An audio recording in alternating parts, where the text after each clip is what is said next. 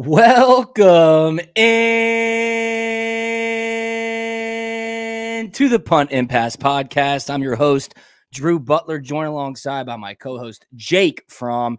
Be sure to follow us on social media. We are at Punt and Pass on X and Instagram. I'm at Drew Butler. He's at From Jake. PuntandPass.com, the #1 destination for all things college football. Well, week 8 is in the books, and what a doozy it was. Unbelievable matchup in Austin, Texas, as the Georgia Bulldogs, the 5th-ranked team in the nation, go into Darrell K. Royal Stadium and beat the top-ranked Texas Longhorns 30-15. It was the third weekend in October, so you know Alabama and Tennessee played. Tennessee gets a huge win. They win 24-17, so tough times in Tuscaloosa at the moment as well. Some other separators across the college football landscape. As Jake, I think we're a week out from the first college football playoff ranking. That comes after Halloween weekend or November the 2nd. So Dogs are on a bye this upcoming week. A couple of other teams are as well, but it was a crazy weekend in college football. We'll get to it. The Lions got a huge win on the road against the Vikings as well. So as always, how are you, brother? Yeah, man, doing great. What an incredible weekend it was. Dogs win, Lions win. It is a great weekend. So, man, pumped to be here and cannot wait to dive into this game because it was a good one. And also, man, Bama, Tennessee was crazy as well. So, yeah, college football, man, did it again. No doubt. The new top-ranked team in the AP poll are the Oregon Ducks out of the Big Ten. They are still undefeated.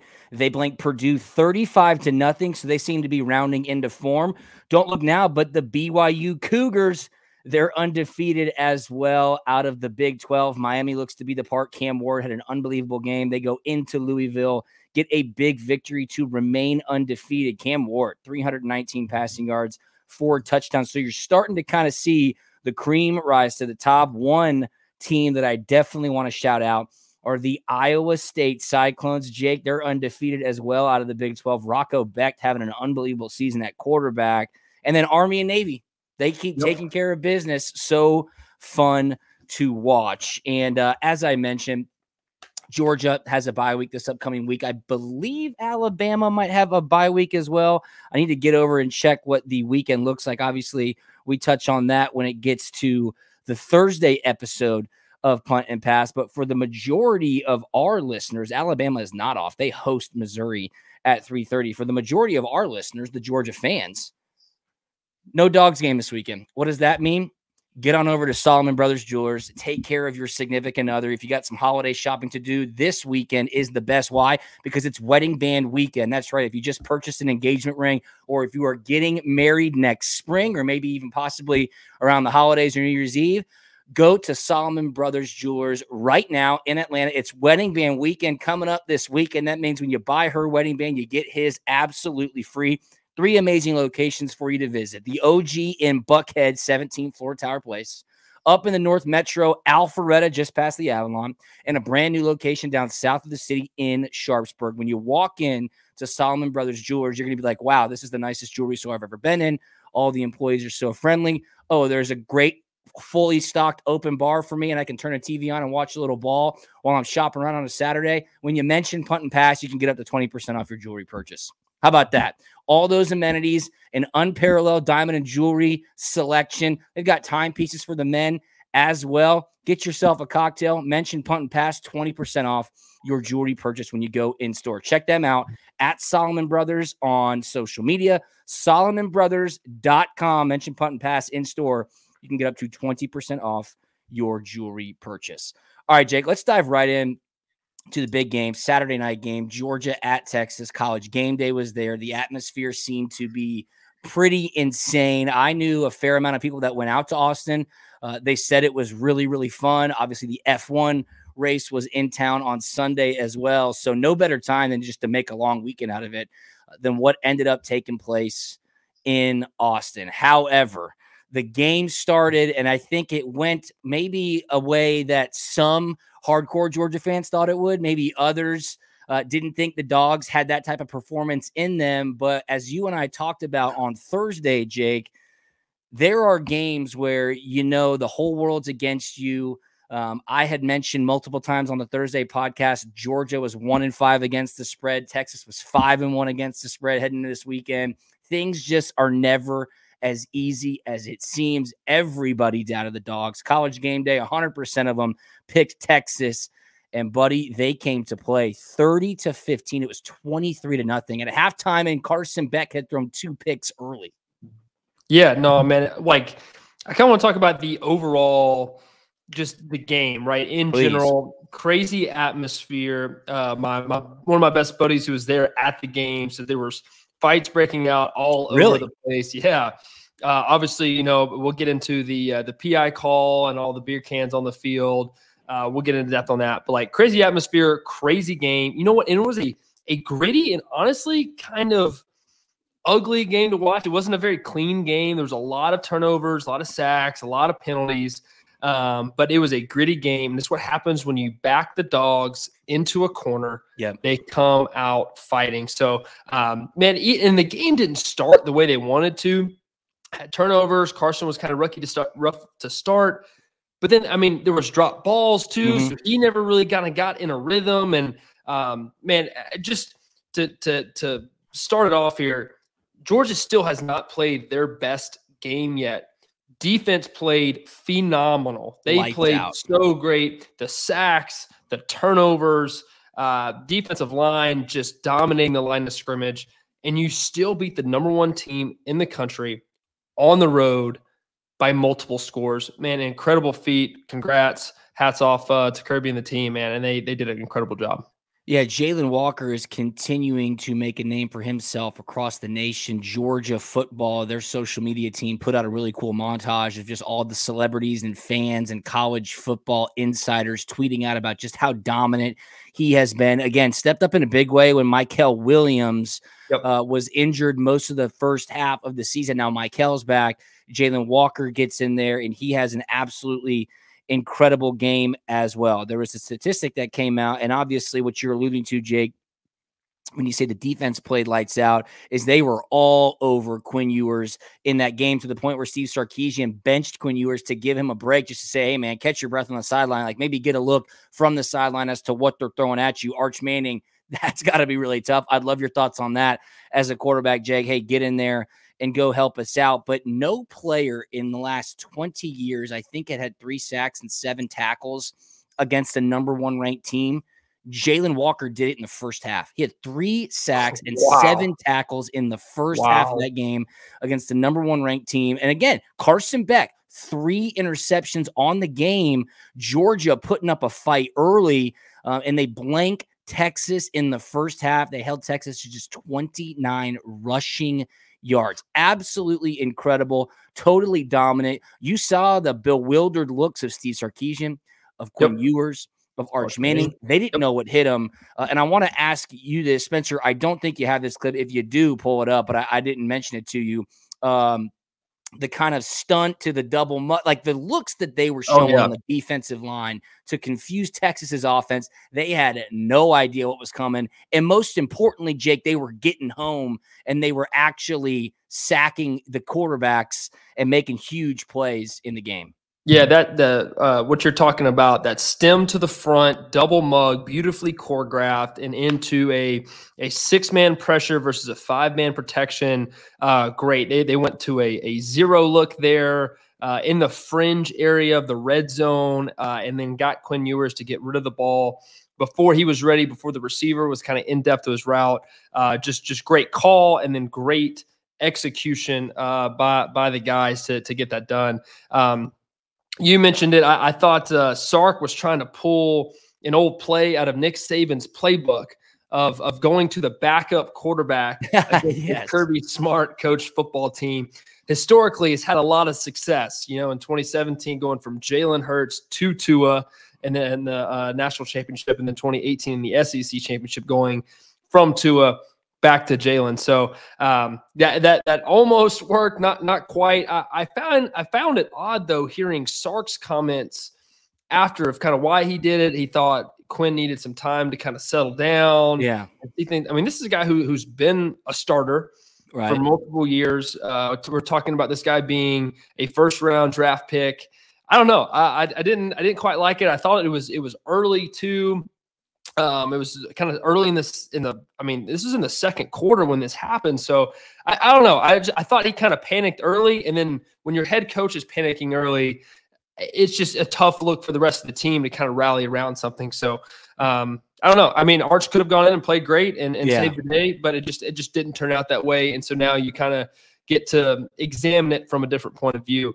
Jalen Walker played phenomenal. Michael Williams, great having him back healthy to the other side. I mean, when both of those guys are playing great, I mean, you can't slide to both of them. You can slide to one and get tipped out, but I mean, man, that is tough to do when you got two edge guys that can get to the quarterback. Let me just tell you, in the NFL, that is so hard and so tough to deal with. And when those guys are playing well, man, we're talking seven sacks. I mean, that is absurd.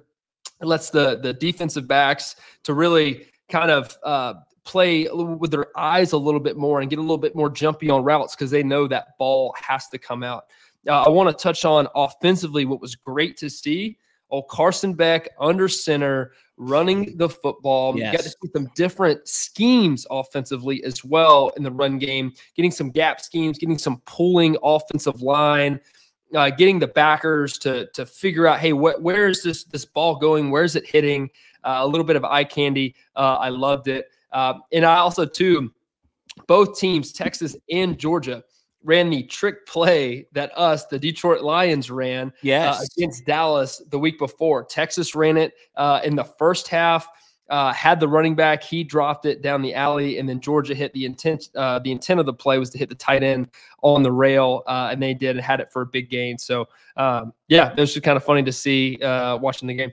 You know, it's interesting because I asked you this after Georgia got smoked by Alabama, and of course they were down massive in the first half. And I asked you as a quarterback, would it have been helpful at all for Kirby Smart to just take Carson Beck and go, dude, take one series off? I'm not pulling you out of the game. Take a deep breath. Look at what's out there. And Steve Sarkisian postgame said that he told Quinn Ewers exactly that. I'm not pulling you from the game. Get you a couple series off. You're coming back out and starting after halftime. I don't know what Arch Manning is thinking about. Like, are you really throwing me in there to the Wolves? I mean, those guys were absolutely teeing off, and it didn't really seem like it made that much of a difference. We're going to get to the huge play at the end of the third quarter, which is going to be continued to talk about around the SEC and around college football. But you mentioned the run game. You mentioned Carson Beck under center, pulling guards, getting back to that Georgia brand of football that everybody said they didn't have in them. And Trevor Etienne, 19 carries, 87 yards, 3 touchdowns. Like that right there is the suffocating style of Georgia football that you've come to expect in those big games. And as we mentioned last week, man, they are battle tested in these moments. Let's see what they do when everybody's doubting them, when everybody thinks they're just going to get walked off the field, and they stepped up in a big way. So they go into half 23 up, 23-0 against the Texas Longhorns. They come out, they're continuing to kind of chip away. It doesn't seem like Texas is getting anything to get back going in the game. Let's just play the clip here. The clip heard around the world. Was it a pass interference? Was it not? What was the, kind of mutual contact like at the top of the route?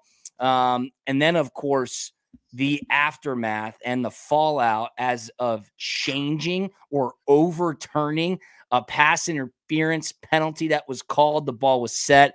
This is absolutely crazy. But, Spencer, please roll that tape, my man. Contact both ways. Both guys looking at the football. The entire the students are now raining bottles down here. This is unfortunate. This is going to delay the game. That's the student section down there in the corner. They're not going to win the Taco Bell contest at this rate. No. But I'd say, look, these guys have a tough job, especially on these plays on the edge. But calls like that can influence outcomes. Sarkisian down there pleading with them to stop doing that.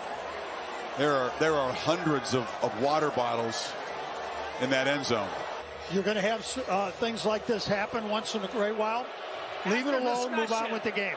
There was no defensive pass interference. Oh, my goodness. The ball will be at the 9-yard line. Kirby Smart cannot believe it. So Bill Lamagna, a discussion. They have changed the call, which is an enormous moment in this game. Yeah. Are you surprised they changed it, Bill? Yeah, I'm surprised. I'd like to know how it came about, who stepped up, who came in to talk about it, because it's not reviewable. It would have to be an on-field decision. Jake, they placed the ball, right? Georgia's offense was on the field. I believe the play clock was at 2:40. The game clock was at 2:40 left in the third quarter. Then, as Chris Fowler and Kirk Herbstreit say, quote unquote, water bottles were thrown on the field. I thought it was a little disappointing, and I would have expected them to do that if it was Georgia fans as well. I thought it was a little bit disappointing how they kind of downplayed what was happening on the field. I mean, both benches of players like met at midfield to get out of the way of projectiles being thrown from the Texas student section. The ball is set. The officials congregate. They come out and they said after discussion there was no pass interference on the play. They then place it and give the ball back to Texas. There was no penalty on Texas either when their fans had peppered the field with trash. You can't do that. The official, the rules analyst, whatever the hell he's called, from ABC, he even said, yeah, I'm surprised you can't do that. Kirk Herbstreit and Chris Fowler were just kind of dumbfounded. I was highly disappointed in how they were not extremely critical of what had just happened on the field from multiple different angles. This was insane. You saw Kirby Smart pleading with the head official. You can't do that. You can't do that. He was waving his finger in his face because he's 100% right. You cannot overturn a penalty. They are not reviewable, especially after the long delay, which was caused by Texas's student section throwing beer cans and trash on the field. Was it a pass interference? Probably not. But guess what? The official called it. You have to then live with the consequences, and that is my biggest pet peeve, Jake Fromm. These officials have zero accountability. Zero accountability. He's not getting fined. He's not getting fired. He just did something that is completely illegal. You can't do that in the game of football. He will face zero repercussions. Greg Sankey, the SEC commissioner, you have got to step up. One, hammer Texas, $250,000. Okay, whatever. Smack on the wrist. You have got to put these officials on the line. Fine them, fire them, or make them start answering questions post-game. I would have loved to see an official up on a podium and the media just peppering them with questions. Why'd you reverse it? What was the discussion? Did you make the discussion because trash was thrown on the field? Have you ever done that before? Is that legal? Make these guys answer questions. Please hold them accountable. It drives me crazy. Yeah, I would love to see, like you said, a post-game presser just answering questions. I want to kind of get into their mind a little bit. Hey, what was going on? What was that conversation? And, you know, what ultimately led to the decision being made? It's a very tough look for the SEC right now. And they're kind of have their hands up like, hey, what do I do? But to me, you have to do something. Chris Fowler and Kirk were kind of like, they were at loss for words because they had never seen anything like it. I have never seen anything like this. Now, I've been a part of pass interferences being called either on offense or defense. They come together quickly and immediately. And, hey, man, you had it wrong, but not necessarily reviewable. Now, I have to give it credit to Texas. I mean, they got it up on the board and quickly, right? And that's kind of where this is some very big gray area here because you can't review that. Now you can talk about it, say, hey, no, man, I had a different angle. This is what I saw. But this becomes, because of the delay, everybody's up there watching the board. Oh, hey, no, that happened. It becomes into a reviewable play without being under review. Man, it's just a bad look. And at the very minimum, if it is Texas's ball, which obviously it was, that's the call they went with, there needs to be a 15-yard penalty for their fans throwing stuff on the field. We had talked about this a couple of weeks before with Cal, West Coast team. Hey, the head coach is getting on the referee's mic. Hey, guys, don't do this. We are getting penalized for this. So I don't think they handled it very well. Haven't seen anything like it before. And hopefully we never see anything like this again. So Georgia, to their credit, the team maintains their composure, which is something that Kirby Smart and his coaching staff drill into these student athletes' heads. I mean, it was a wild scene. Texas got the ball back. They went down and scored, and it was then 23-15. I mean, that's an 8-point game when Georgia was going to have the ball going the other way and really putting the game out of reach. Kirby Smart, after they get the victory 30-15, he gets a little post-game press conference on the field with ABC, ESPN's Katie George, and Buddy, he did not hold back. And I got to give him a little hat tip here. This is what needed to be said. Roll it, Spencer. Been in these battles. How do you know how to get the best out of your players when you need it most? You know, these players get the best out of me. And I'm so proud of these guys because nobody believed. Nobody gave us a chance. Your whole network doubted us. Nobody believed us. And then they tried to rob us with calls in this place. And these guys are so resilient. You know what I mean? We talked about intent. What was our intent when we walked on the field? Our intent was not to take pictures, not to do all the superstar stuff. Our intent, our intent was to eat. Our intent was to come eat and be hungry. I'm not interested in all the bells and whistles. What I want is a team that fights their ass off, and they did tonight. Speaking of the call that was changed in the third quarter, what did you think of the composure you saw from Carson Beck in your offense? I thought Carson had great composure all day. He had 4 drops to start the game. It didn't rattle the kid. He threw interceptions. It didn't rattle the kid. The guy's a great player. He takes undue criticism, and all he does is lead our team. This was a team victory, offense, defense, special teams, in a tough place to play. So much was made about their explosive offense coming into the game. How much pride do you have in the way your defense performed tonight? Our defense was embarrassed the week before, but we really played really well. So when you play really well and you still get embarrassed, we were able to get their attention, and I thought they woke up and played really hard today. Congratulations on the win. Thank you. Go Dogs. Go Dogs. Go Dogs. Let's send it over.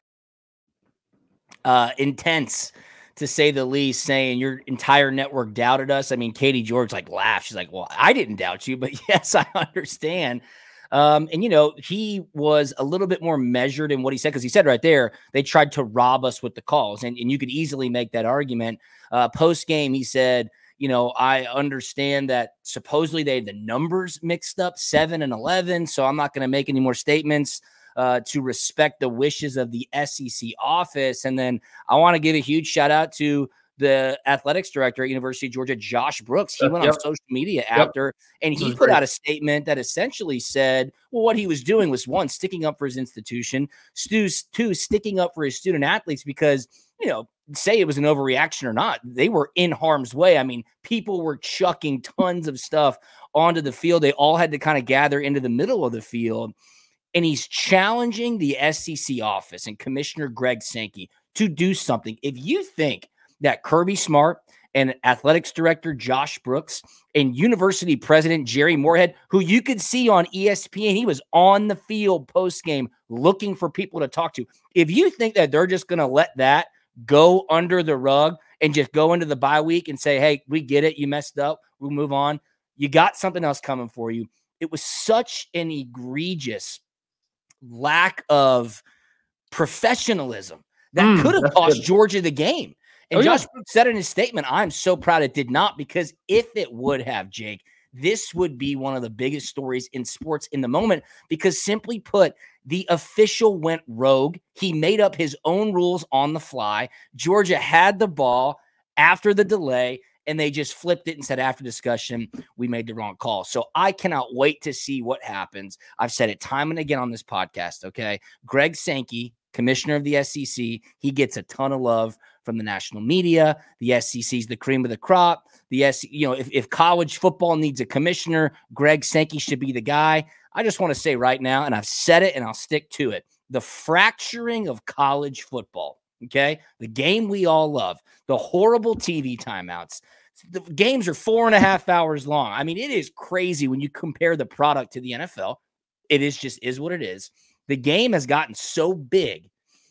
Greg Sankey is an architect of that entire kind of maturation of college football into this giant corporate behemoth. So that's my official statement. I'm highly interested to see what he does to the officials.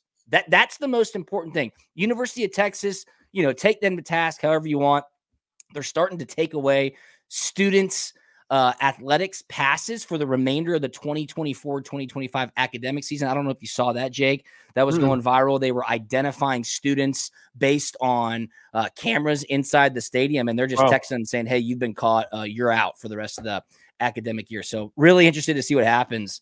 Please hold the officials accountable, please. Yeah. 2 things here, maybe 3. 1, I thought that was one of the best post-game pressers Kirby's ever given. I thought he hit all the points he needed to hit, about the guys, not about him. It's about the guys. We weren't into the superstar stuff, man. We wanted to come in here. We wanted to eat. He correctly kind of went after the refs a little bit in a very professional way. Hey, man, I'm going to call it how I see it. This wasn't right. We need to do something about it. So, man, really, really awesome to see that from him and the leader of your football team. 2, man, we got to see something just across football in general, a way to hold the refs accountable to the same standard that we are as players and as coaches. I would love to see that somehow, some way, and in some capacity.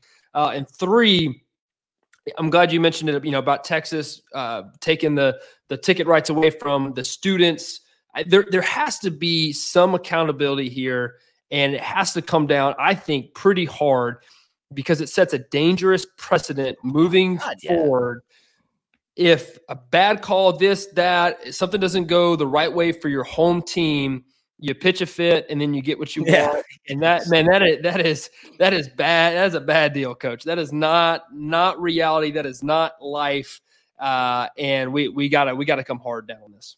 All right, so Georgia wins 30-15, heading into a bye week. Of course, they got to go down to Jacksonville for the Georgia-Florida game week after next. And, we talk about it a lot on our Thursday episodes. When we gave it out, Texas was a 4-point favorite. You woke up on Friday, Texas was a 5-point favorite. I'll just be totally transparent with you. I was kind of worried when I saw it get to 5. I was like, that is not a good sign. Then on Saturday morning, it tumbled down 1.5 points. I believe Georgia closes a 3.5-point underdog. That means the big dogs out in the desert woke up Saturday morning, said tons of value here on Georgia plus the 5. They hammered it. It brought it back down to 3.5. And I was like, okay, dogs have a chance in this one. So they took care of business. You got to think the vibes are right heading into the bye week. So, oh man, what a game! What a game! All right, go ahead, please. Drew, I'm sorry. Before this is just on my mind right now. Before we move on, I would love to talk and touch on, because we're talking about the refs, talking about calls, this call, that call. I would love to talk about the college football targeting penalty.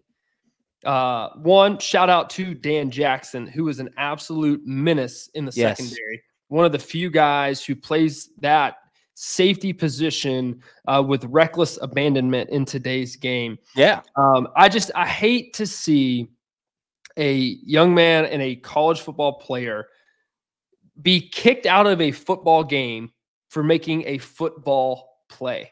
A tackle.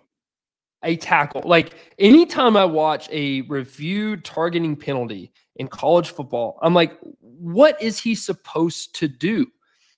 Your head is in between your shoulders.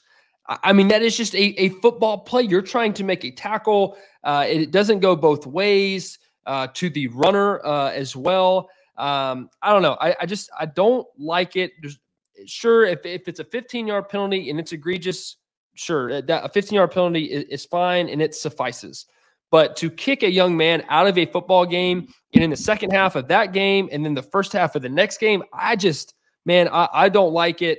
I think something needs to change there in that aspect, or I don't know, make it where it's more egregious. It's still it's too subjective to me, right? And I don't like it.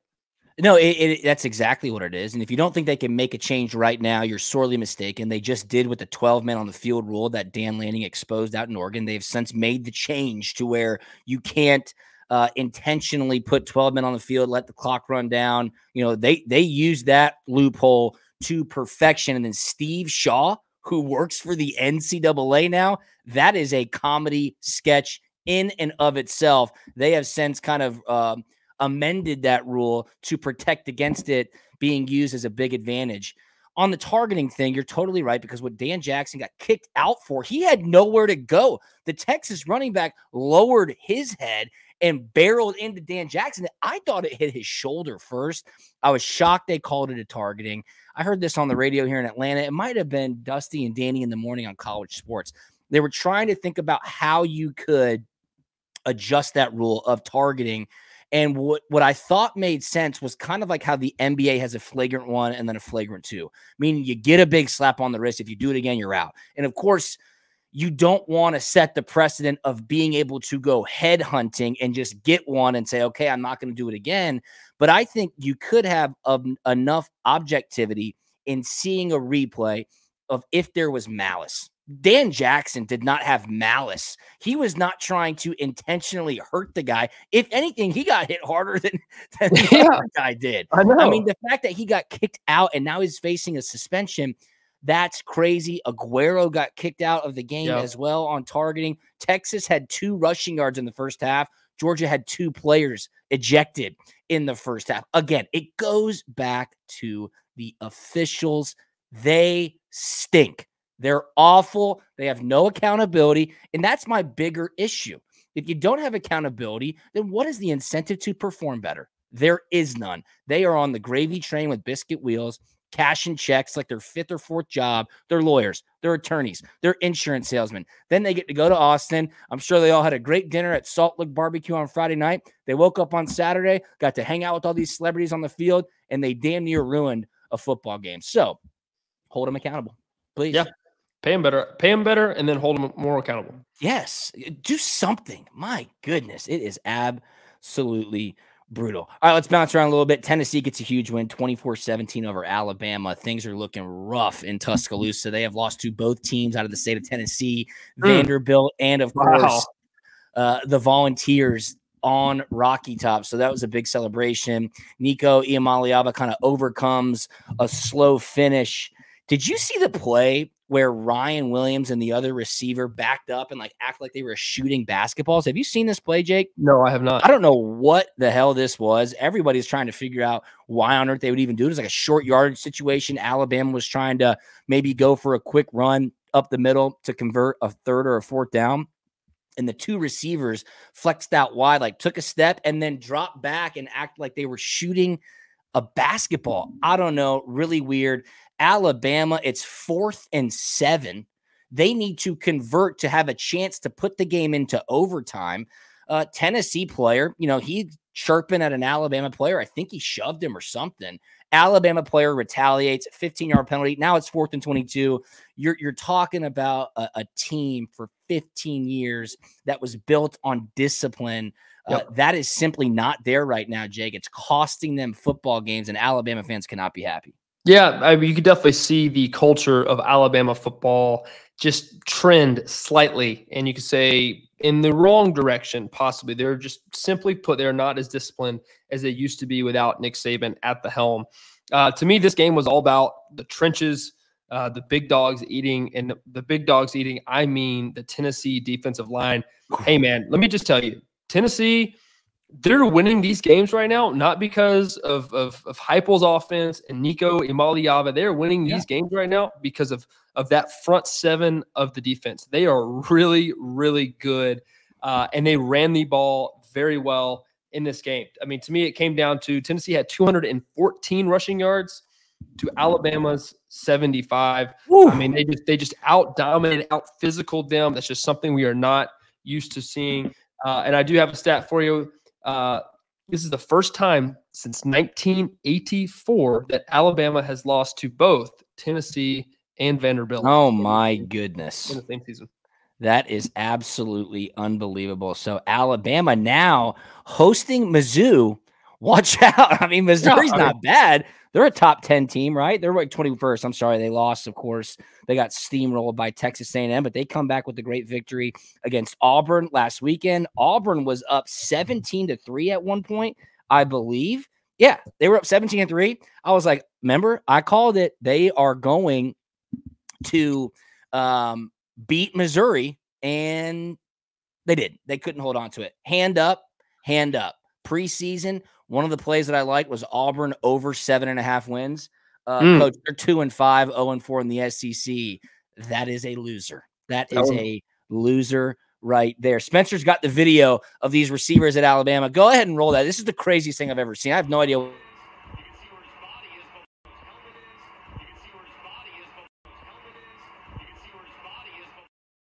What is that? That is so bizarre. Coach, I have no idea. Never seen that. We've seen pre-snap motions and shifts doing something kind of funky, but in the actual play in between whistles, it's kind of tough. Hey, Brady Cook in that Missouri-Auburn game gets hurt.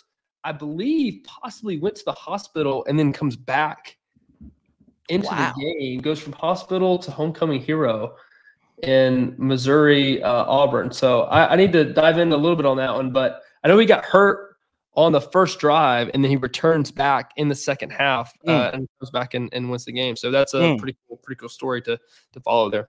Absolutely. Oregon, your new number 1 ranked team in the AP top 25. Georgia is in second. Penn State 3, Ohio State 4, Texas 5, Alabama all the way back to 15th in the AP poll. Tennessee at 7, LSU at 8, Clemson at 9, and Iowa State at 10. So what a weekend it was, man. What a weekend it was. Vanderbilt moves to 25. Oh, yeah, I saw that. Good for the old Commodores there. How about that? And then, Army and Navy ranked in the top 25 as well. So storylines that you didn't necessarily see coming. Army 23rd, Navy 24th, Vanderbilt 25th in the AP poll. Yeah, and LSU and Clemson at 8 and 9. LSU handled Arkansas. Yeah. They after that emotional overtime win against Ole Miss, they kind of went up there and handled business. So let me just tell you, LSU's a sneaky sleeper team for me. Yeah. Clemson as well, and then just Texas A&M schedule. I'm just telling you, it's until that last one when they play Texas, it is totally doable for them to even be in the SEC championship here. So watch out for Texas A&M. All right, taking a quick look at what's coming up this weekend. Noon on ABC, 12th ranked Notre Dame versus 24th ranked Navy. That game is in MetLife Stadium in New York. That will be huge. If Navy wins that game, buddy, it is on. Oklahoma at Ole Miss. Oklahoma is a 21-point underdog. That's insane. They just fired their offensive coordinator. A top 20 Big Ten matchup, number 20 Illinois at number 1 Oregon. Still feels weird saying Oregon's in the Big Ten.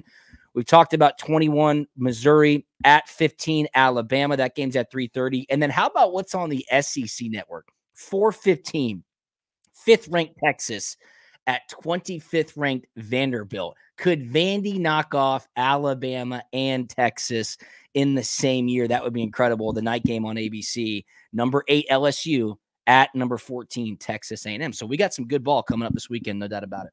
Yeah, man, can't wait to see it, dive into it, and obviously watch it, man. College football, it's getting that time of year. We're just getting crazy. You start building all these scenarios. Gives you more to talk about. Can't wait to watch. That is exactly correct. The contenders are separating themselves from the pretenders. Hey, if you want to be a contender in your relationship, if you want to be a contender in life, if you want to be a winner, head on over to Solomon Brothers Jewelers. I don't know what else to tell you. I mean, how could we not incentivize you more than to go spend weekend Saturday while it's wedding band weekend at Solomon Brothers Jewelers? There's 3 amazing locations you can get into. 17th floor Tower Place in Buckhead, just past the Avalon in Alpharetta, and a brand new store south of Atlanta in Sharpsburg. What is wedding band weekend? When you buy her wedding band, you get his free, and vice versa. When you go into a Solomon Brothers Jewelers location and mention the Punt and Pass podcast, you can get up to 20% off your jewelry purchase. When I tell you that they have the best diamond and jewelry selection in Atlanta, I am not lying to you. They have amazing watch collections as well for the guys. It is where you need to go. Engagement rings, wedding bands, jewelry, accessories, watches. Solomon Brothers Jewelers at Solomon Brothers on social media, SolomonBrothers.com. Again, 3 amazing locations, the best selection, a full bar in there. The employees are phenomenal.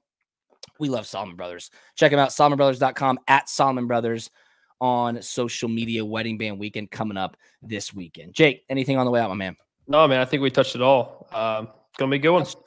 That's going to be a great one. All right, everybody. Follow us on social media at Punt and Pass, at Drew Butler, at From Jake, puntandpass.com, and we will talk to you on Thursday. See ya. We out.